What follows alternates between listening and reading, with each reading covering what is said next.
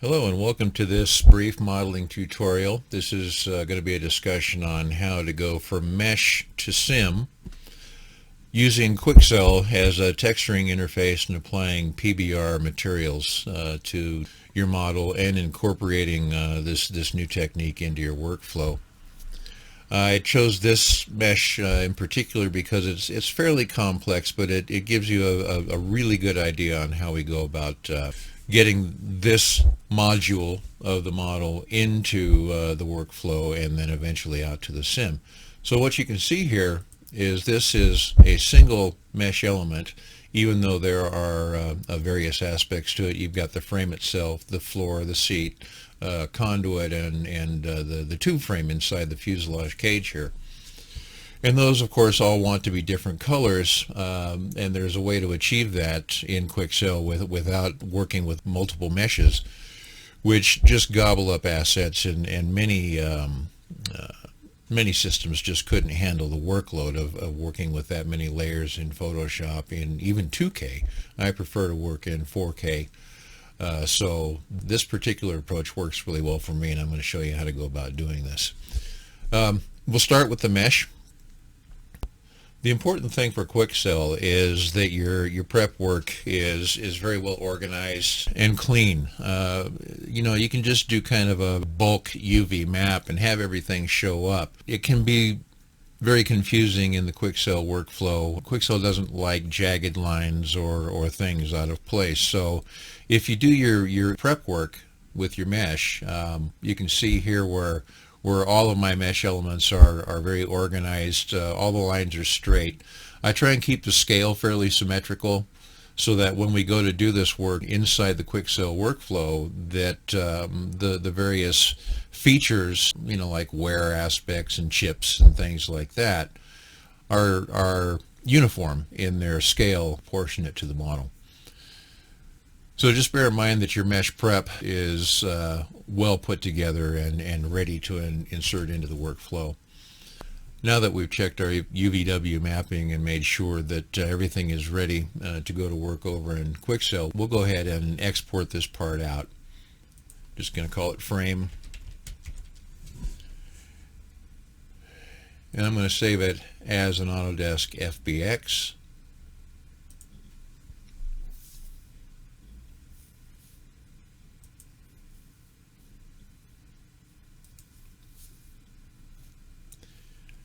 And I'll do the same as an OBJ. That way I have the option of using either format in Quixel.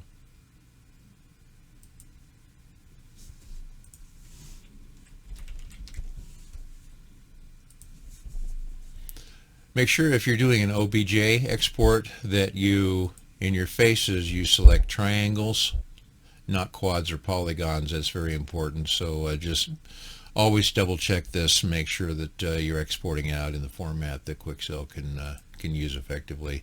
Check for any errors, and once you're done, the mesh is ready to go. So let's go ahead and apply the ambient occlusion lighting to the frame. It's very straightforward. Just add a standard skylight.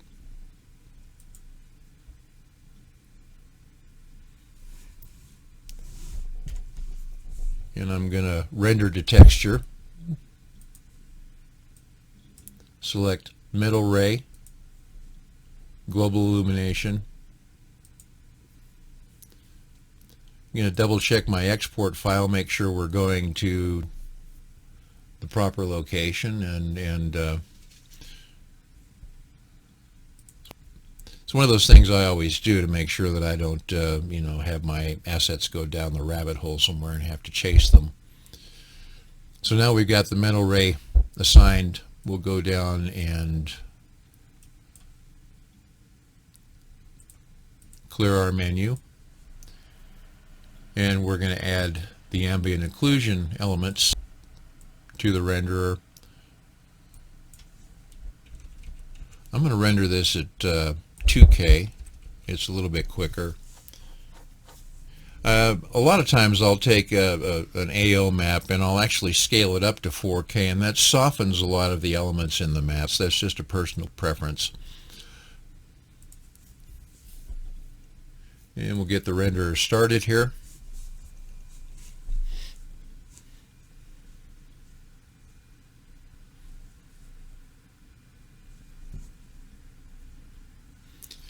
And this will take a couple minutes. We'll come back to this once the render is finished. Just bear in mind that once you set up the parameters, when this rendering process is done, it will automatically save the file out, so you don't have to do any more steps. You can just close out this menu and go to the next step in the process.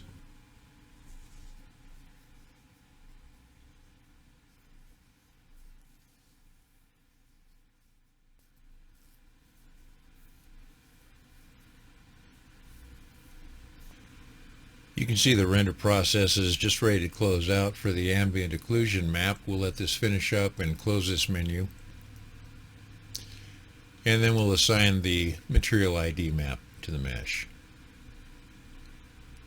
Okay, we're done. We'll close this out. This is saved. Okay, I've gone ahead and gotten rid of the light source, and now we just have our basic mesh. We're going to apply the material ID to the mesh. This will allow Quixel to interpret the various components and apply the colors in the areas that you want. I've got 9 colors here. And you can see that I've applied material IDs to the various component elements. The frame is element 1, floor is 7, seat sides 8, and etc. as you move through the model. So this is all set up now to where Quixel can recognize the various elements that you want to paint.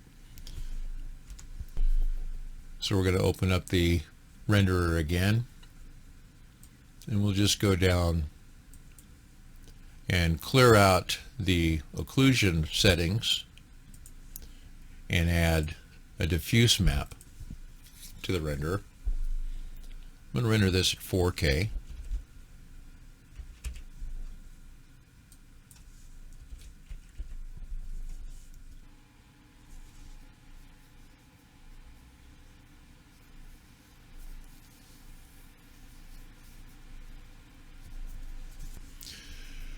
One thing to bear in mind at this point is you'll see some gradations being rendered into the material ID map.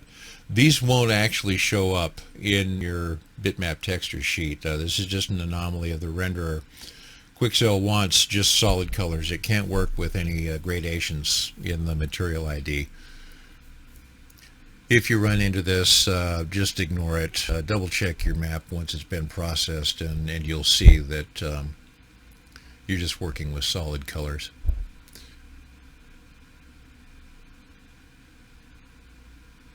Okay, this is rendered out. We'll let it close out. Quixel has their own color chart. And what this will do is exactly the same thing that you've done with your material ID. You can just come in and select any of the elements that you want to color to, assign your colors, and it will actually render out the color map and the mesh. I don't use this often. I have used it on individualized components, but when I'm working with various elements to a composite mesh, I prefer to have a little bit more control over how I send the mesh out. But this is a really simple interface. It does a lot of the work for you, and it's effective when you use it appropriately. So now we've saved out the mesh, we've saved out the color maps, and we're going to go ahead and close out Studio and go over to Quixel. Now we're in Photoshop, and I've launched the Quixel plugin.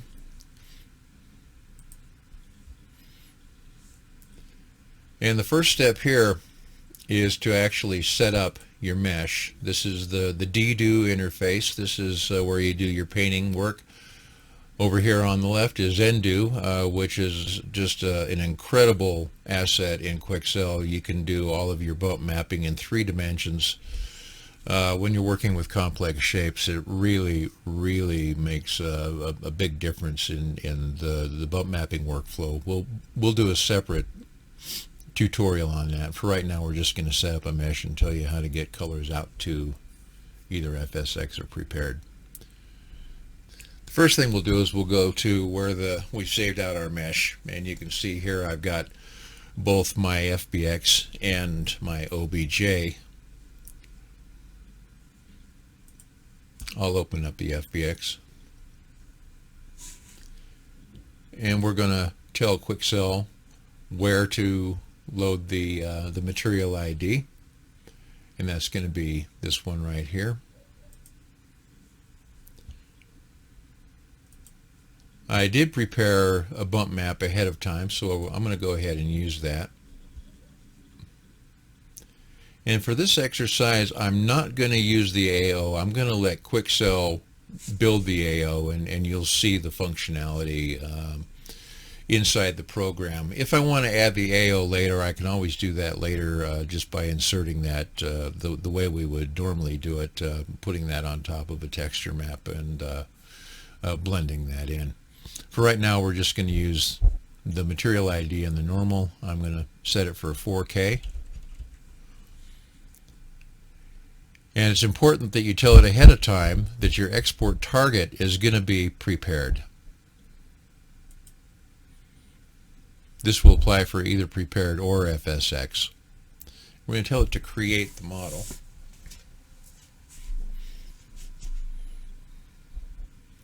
So right now Quixel is building the various files and layers to give you the fundamental model to work in the three-dimensional workflow. Depending on the speed of your machine, this can take a couple minutes, so you might want to get a cup of coffee. And that was real time. No edits there, so you can see it's a fairly quick process. You tell it to go ahead and get started. Now we're ready to go. I'll open up the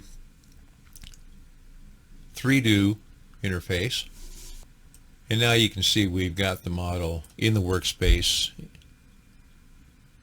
in Photoshop. I'll just get this set up to where I'm comfortable with my workspace. This is the default lighting, and you can see the model already with my bump map supplied. I intentionally left a few rivets out. We'll go into this later, showing how to apply bump maps around corners, etc. It's a really handy feature. Something I want to show you really quickly. I'm going to be assigning a zinc chromate color to the model, and I want to match something that I've already done ahead of time. So what I'm going to do is I'm going to color sample this zinc chromate from a pre-existing file, and that way I can go to it and color match. Now when I apply this to the floor in the model, I've already got a color target that I can use. I'll go ahead and close this now that I've got the color.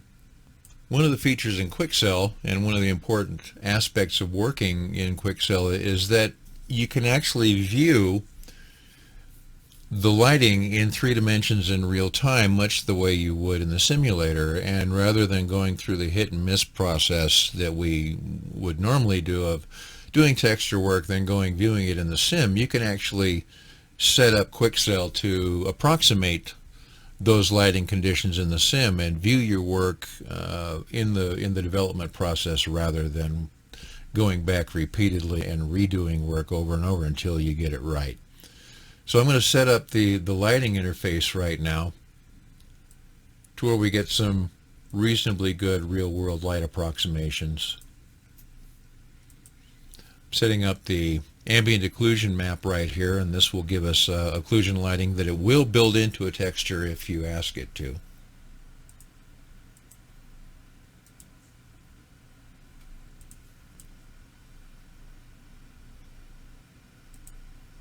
And just setting up the workspace to where I'm approximating sim lighting, HDR lighting in particular. I'm going to turn on the light spin, and what we're going to use this for is to change the light angle in real time as we're working. And again, we're going to approximate the various conditions that we're going to see in the simulator.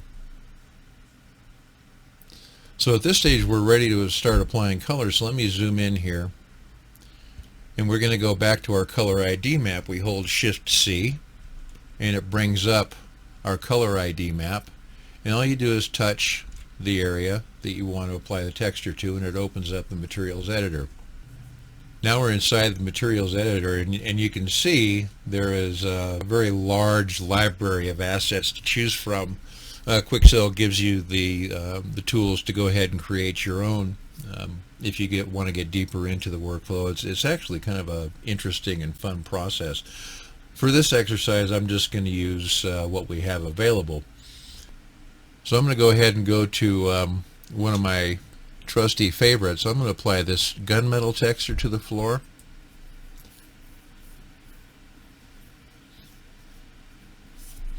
And once we're in, we'll go ahead and change the color of this texture to match the existing zinc chromate green that I've got in the interior skin of the model.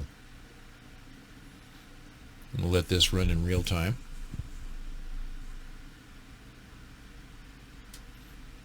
And you can actually see the light moving around the work here.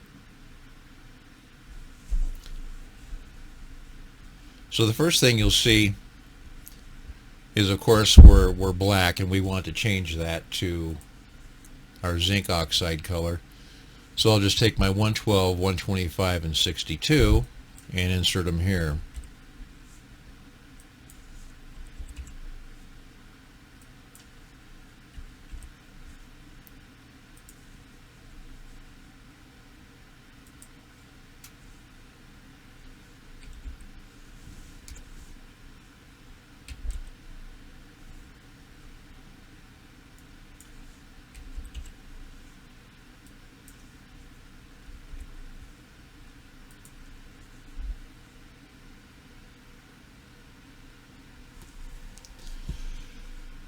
So you can see we've changed the colors of the two primary colors, and right now I'm going to determine what color do I want my scratches on the floor to be. Typically you're going to be scratching the paint off, so you would be exposing metal. So let's just go ahead and turn this into a fairly neutral silver color,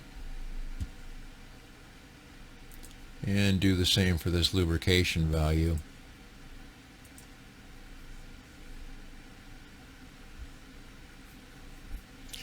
And I think what I want to do now is go back and darken these scratches up just a bit. And I'm going to add a specular value here. While I'm in the scratch layer, I'll go to the Specular tab, and I'm going to open up that color palette again. I'm going to go to a more or less a sky blue-gray color. And now as the light moves around, you're going to see the specular value of this change. Again, this is pretty much the way you'd see it in the sim. Okay, now that we've applied the chromate green to the floor, I want to do the same for the seat sides. So we'll hold Shift C, select the seat, and I'm going to apply that same gunmetal color to the seat. When you're working in Quixel, you can determine where you want to stack your workflow. Now right here it's asking me if I want to add this color selection to the same layer I'm working on. I don't. I want to be able to control the values of the textures in the seat in a different workflow, so I'm going to tell it no to create a new series of layers.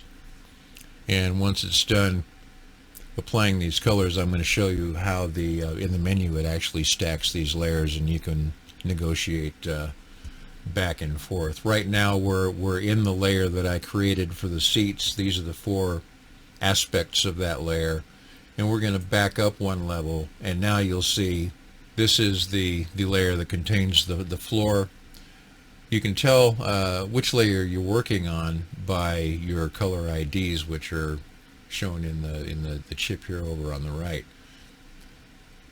So I'm going to select the layer that contains the assets for the seat. I'm going to open up those layers, and now we're going to do the same as we did with the floor. We're going to assign those color values 112, 125, and 62.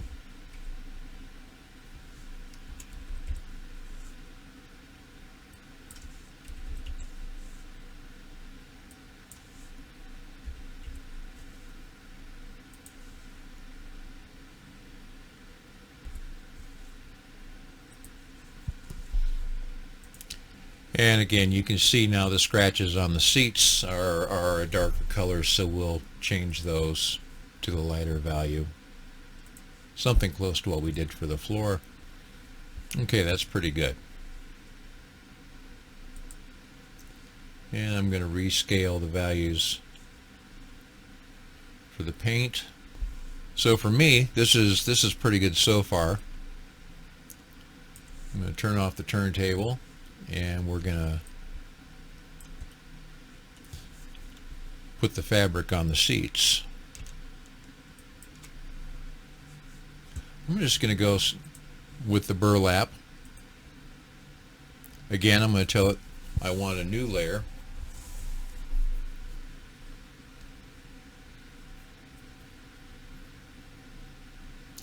I'm going to try and do this video in one straight edit so you can actually get a sense of the economy of time using this workflow.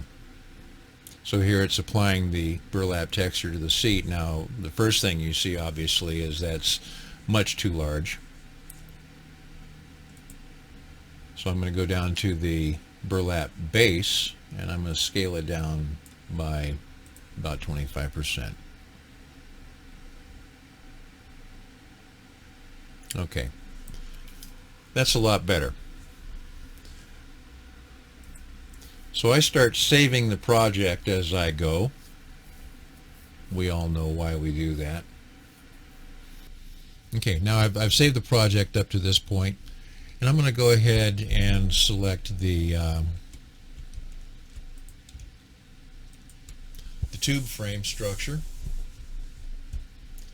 I'm just going to go to the military metals again. I'm going to go to a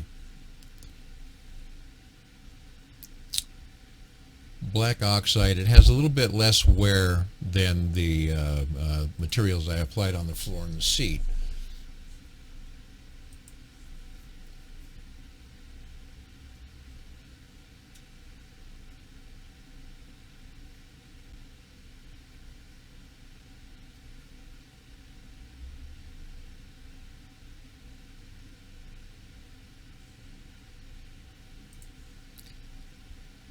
So again, we've automatically gone into the layer that this tube frame now is in. I'm going to lighten up these colors somewhere around a neutral aluminum color. If you go to the Smithsonian website, you'll see that this airplane either had a silver metal interior or it was painted, but it's very neutral, so that's what we're going to try and recreate here.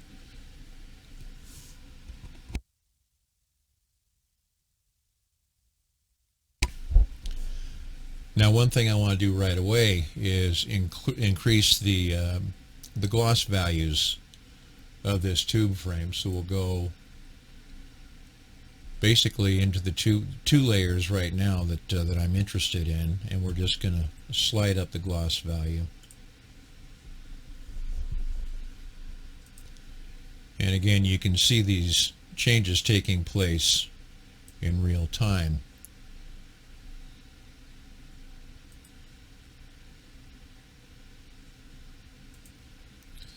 Now that I've applied these values, I do want to see this in motion so I can get a good idea of how much shine. I don't want too much or too little on this material.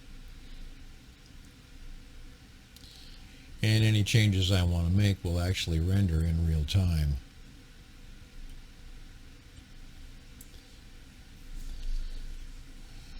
That's pretty good. And the next thing I want to do is add some specular value that's going to represent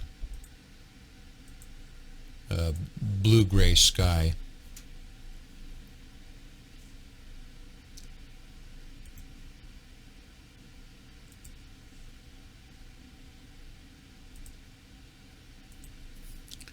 And I've done that for both of the color layers for the tube frame.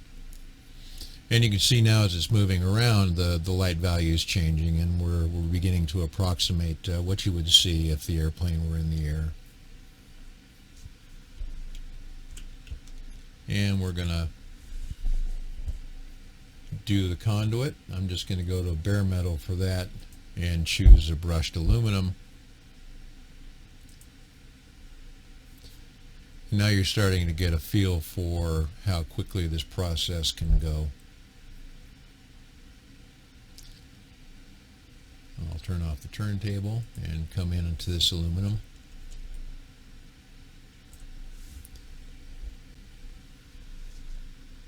Go back to my color layer. And you can see that the color layer is fairly dark. So if you want to darken up the actual texture itself, I'm going to go over the specular value, and I can see they've put a pure white on the specular value. I want to bring that down more into the range of the other values that we put in. It's a little bit too much.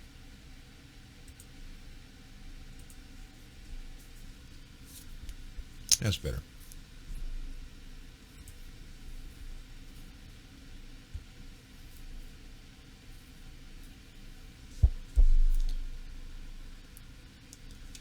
And the last thing we'll do is the frame. And I'm going to apply just this basic gunmetal. Again, it's got a fairly strong wear texture associated to it, and I want to use that for this particular tutorial.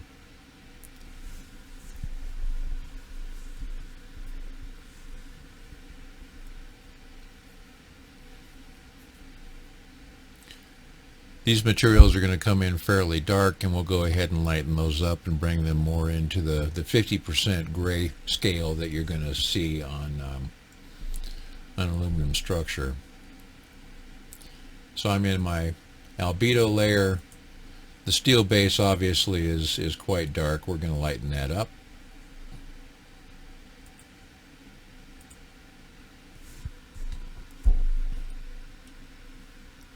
And we'll zoom in here so we can get a better look at the work.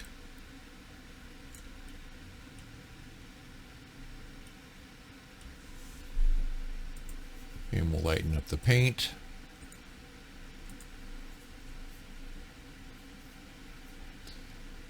The scratches I do want a little darker. And once we get into the specular values, you'll see where we can really start bringing some nice control into this. And we'll lighten up this lubrication value just a tiny bit.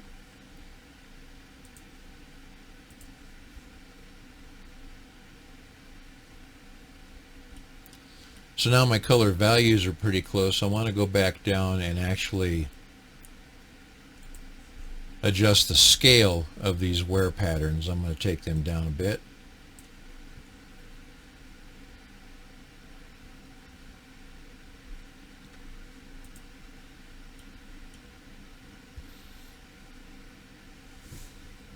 Okay.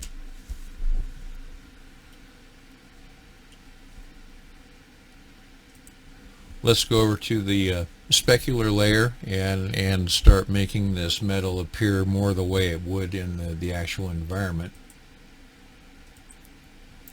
And the steel base, we want to go to a fairly neutral gray with some sky blue.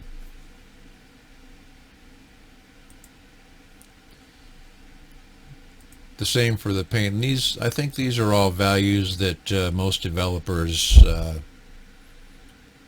tend to use fairly regularly. This is a little bit green, so we'll bring that up into the blue a little bit more.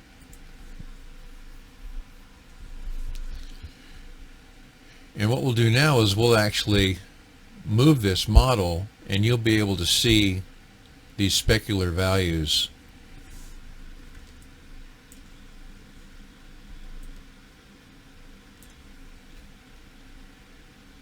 in real time. So now you can see the composited model here. We've applied all the various textures. I think for this exercise, I'm pretty satisfied with the various values that we've assigned to these materials. The next stage would be to come in and hand paint and start detailing these, but the important part in this tutorial is to basically show you the fundamentals of how to get these textures now back into your workflow and out into the working model. So here you can see the basic render with some of the lighting elements activated. Let's evaluate how your model is going to look in the sim. You can move the light around the model as you require. And you can save these camera angles so you can just call them up as you like. Let's say I wanted to change the backdrop brightness. We can go ahead and do that and save that out as another camera. And then we can just jump back and forth between the different camera angles and effects. Now that we're satisfied with the work, we're going to do the magic. This is where a lot of people have got questions and a little bit of confusion around the process. Basically, you've got all these layers over here, multiple layers that you want to condense down into a usable format that you can take into your workflow in Gmax, 3D Studio, and out into FSX and Prepared. From your menu, you select the export option. Set the path where you want your assets to go. I've already got a file that I call flattened. I'm going to put them in there. I'm going to designate the format as a BMP. So now it knows where it's going to go, what it's going to be, and you have the option of selecting a single or all of the materials. Most important part is you have all these different options. Make sure that you've selected Prepare 3D.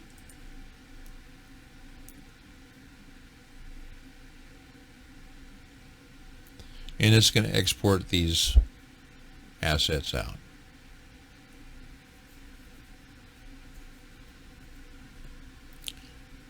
Once we're done exporting these assets, we'll go back into the basic Photoshop. We'll close Quixel. You can see now the rendering process is completed. The little menu comes up and says as your export is done. So we'll close that out. We'll close out the renderer.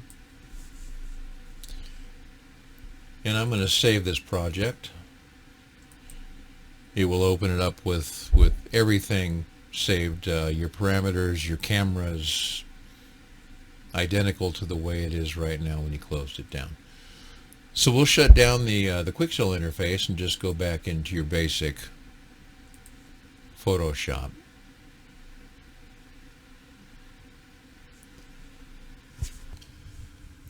The last step in the process is going to be to convert these files that we've created in Quixel into something that we can use in either FSX Prepared, Gmax, or 3D Studio.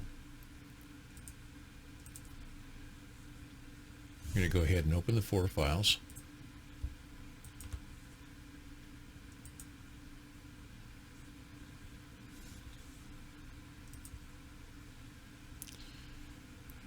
If we want, we can do a bit of post-process work. I'm going to make an alpha channel for the Specular file. As you can see, there's a blank alpha channel in here.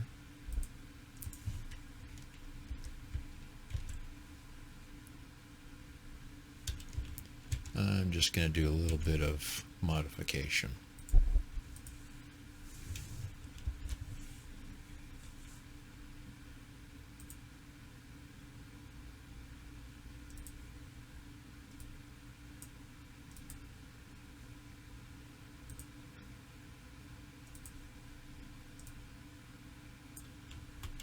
I'm just going to drop this into my alpha channel.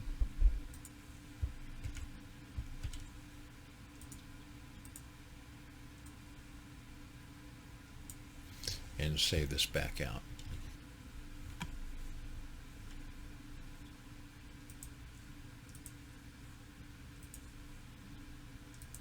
Now for the normal channel, we see that they've already put the alpha channel in, so there's nothing that I really want to do there. I'll just go ahead and close this out.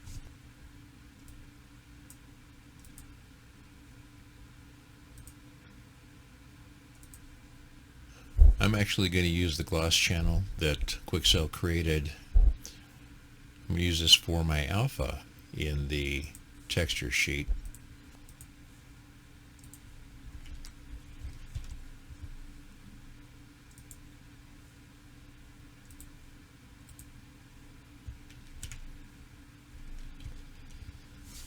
So I've dropped that gloss sheet right into the alpha channel, and that should work just fine for the gloss values that we're looking for in the sheet that I've created for the sim.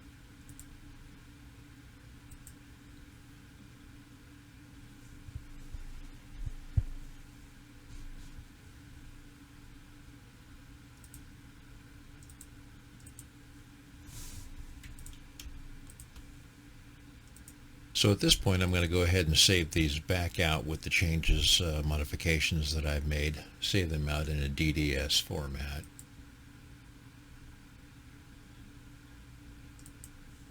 And I'm using the NVIDIA plugin for this. It works really well for me.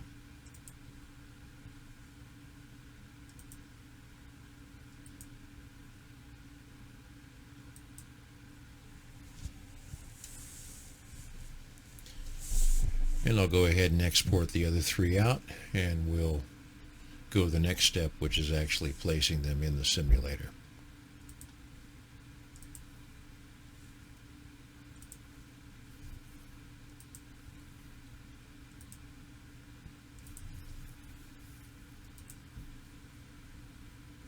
The last step, going to the sim.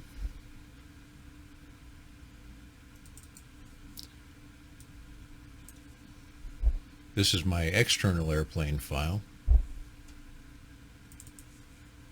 which is where the working model is living at the moment.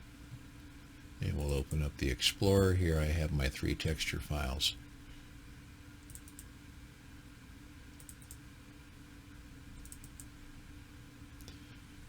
And the last thing we're going to do is we're going to change the naming conventions on my files, the DDS files, to match what we've got in the simulator.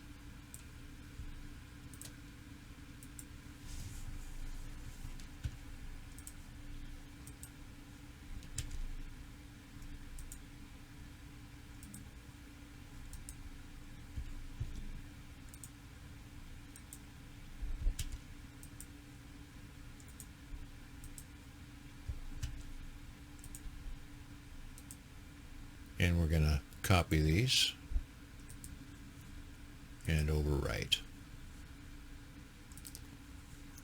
We'll do this for both files.